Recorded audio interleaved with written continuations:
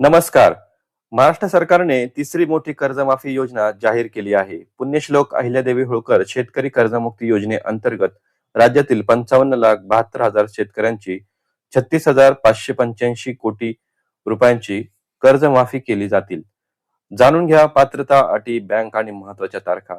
तर बघा मित्रांनो, व्हिडिओ शेवटपर्यंत नक्की बघा, तरच ही माहिती तुम्हाला समजेल. आणि चॅनलवर नवीन असाल तर चॅनलला नक्कीच सबस्क्राईब करायला विसरू नका. बघा प्रमुख महत्वाच्या गोष्टी काय आहेत.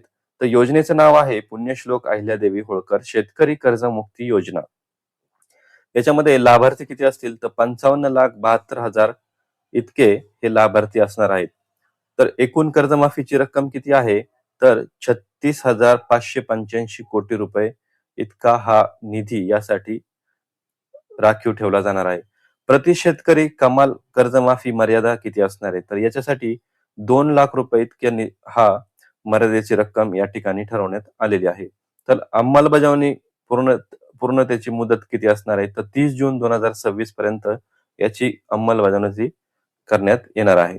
तर पात्रतेचे निकष काय असणार आहे आता बघूया. तर कर्जाचा प्रकार हा अल्प मुदतीचे कृषी कर्ज.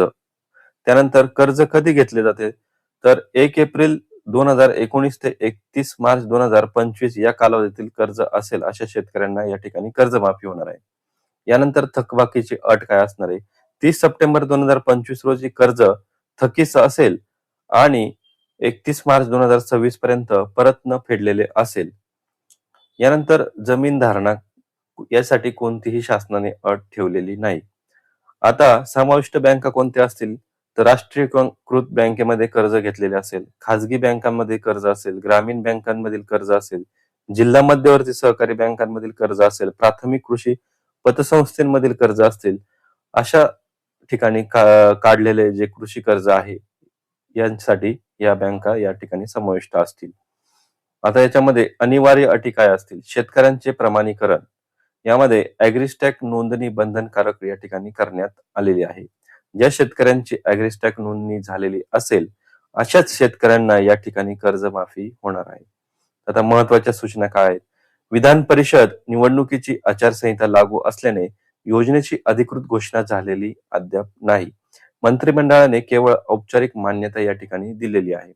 सरकार 30 जून 2026 पर्यंत सर्व लाभार्थ्यांच्या कर्जमाफीचा लाभ देईल असे मुख्यमंत्री फडणवीस यांनी या ठिकाणी स्पष्ट केले आहे.